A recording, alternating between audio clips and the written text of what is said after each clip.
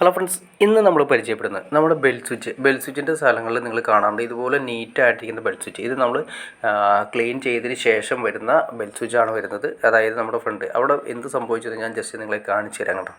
അത് തേനീച്ച വന്ന് കൂട് കൂട്ടിയിട്ട് തേനീച്ചയുടെ ഉള്ളിൽ കണ്ടോ, തേനീച്ച മൊത്തം ഇരുന്ന അവസ്ഥയാണ് ജസ്റ്റ് നിങ്ങളെ കാണിക്കുന്നത്. മൊത്തം തേനീച്ചയായിരുന്നു, തേനായിരുന്നു ഫുള്ള്, ചെറുതേനായിരുന്നു ഇതിൻ്റെ അകത്ത് വന്നത്. അത് ജസ്റ്റ് ഈ കൂടിൻ്റെ അകത്ത്, അതായത് നമ്മുടെ ഈ ബോക്സിൻ്റെ അകത്ത് നിറച്ച് തേനായിരുന്നു, തേനും കാര്യങ്ങളും തേനീച്ചയായിരുന്നു. അപ്പോൾ അതുപോലെ തന്നെ എന്ത് സംഭവിക്കുന്നത് വെച്ചാൽ ഈ തേനീച്ച വന്നതിന് ശേഷം തേന് കാര്യങ്ങളൊക്കെ മിക്സ് ചെയ്ത് വരുമ്പോൾ ഈ സ്വിച്ചിൻ്റെ ഉള്ളിലേക്ക് ഇറങ്ങിയിട്ട് സ്വിച്ച് ജാമായി പോകും. സ്വിച്ച് ജാമാവുന്നത് കൂടാതെ അതിൻ്റെ കോൺടാക്ട്സ് കിട്ടാത്തൊരവസ്ഥ വരും. അപ്പോൾ ഇതിൻ്റെ അവസ്ഥ നിങ്ങൾക്ക് കാണാൻ സാധിക്കും. അതായത് മൊത്തം ഒന്നും ചെയ്യാൻ പറ്റാത്ത അവസ്ഥയിൽ മൊത്തം തേനായിട്ട് ഈ സ്വിച്ചിൻ്റെ ഉള്ളിലേക്ക് എല്ലാം ഇറങ്ങിയിട്ട് അതിൻ്റെ ഉള്ളിൽ ഗ്യാപ്പിൽ ഓരോ കോൺടാക്ട്സിൻ്റെ അകത്തേക്കൊക്കെ കയറി കഴിഞ്ഞിട്ടുണ്ടെങ്കിൽ പിന്നെ നമുക്ക് സ്വിച്ചുകൾ കറക്റ്റായിട്ട് പ്രോപ്പറായിട്ട് വർക്ക് ചെയ്യില്ല. സ്വിച്ച് ഒന്നല്ലെങ്കിൽ നമുക്ക് ക്ലീൻ ചെയ്തെടുക്കാം, അല്ലെങ്കിൽ റീപ്ലേസ് ചെയ്യാം. ഇത് ഏതെങ്കിലും ഒന്ന് ചെയ്യാം.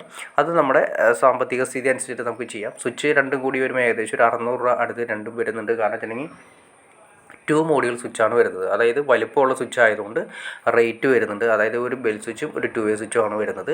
ബെൽ സ്വിച്ചിനാണെങ്കിലും റേറ്റ് ഏകദേശം 2 മോഡ്യൂളുടെ വലിപ്പം വരുന്നതും 2 മോഡ്യൂളാണെങ്കിലും അതുപോലെ തന്നെ 2 മോഡ്യൂളുടെ വലിപ്പം വരുന്നത്. ടോട്ടൽ 4 മോഡ്യൂളുടെ ബോക്സാണ് നമ്മൾ കൊടുത്തിരിക്കുന്നത്.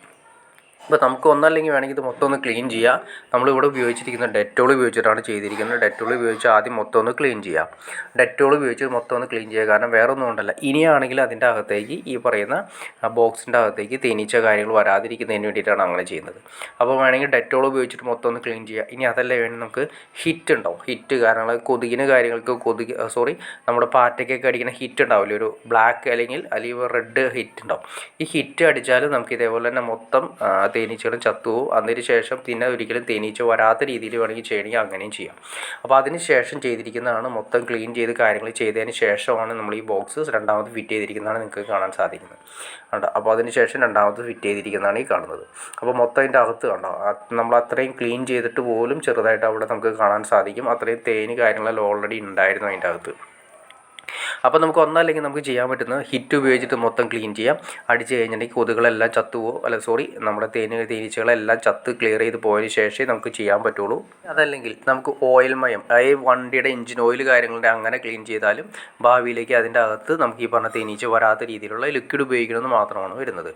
അപ്പോൾ അങ്ങനെയുള്ള കാര്യങ്ങൾ ഉപയോഗിക്കുക. എന്നാൽ ഇൻഫ്ലെയിമബിൾ ആയിട്ടുള്ള, അതായത് കത്ത് പിടിക്കുന്ന രീതിയിലുള്ള ലിക്വിഡുകൾ കാര്യങ്ങളൊന്നും ഉപയോഗിക്കാതിരിക്കുക. കാരണം വെച്ചിട്ടുണ്ടെങ്കിൽ പെട്ടെന്ന് നമ്മൾ സർക്യൂട്ട് കാര്യങ്ങളൊക്കെ ഉണ്ടാകുന്ന സമയത്ത് പെട്ടെന്ന് അപകടം ഉണ്ടാകാനുള്ള ചാൻസ് കാര്യങ്ങൾ കൂടുതലാണ്. അപ്പോൾ അങ്ങനെയുള്ള കാര്യങ്ങളും യൂസ് ചെയ്യാതിരിക്കുക.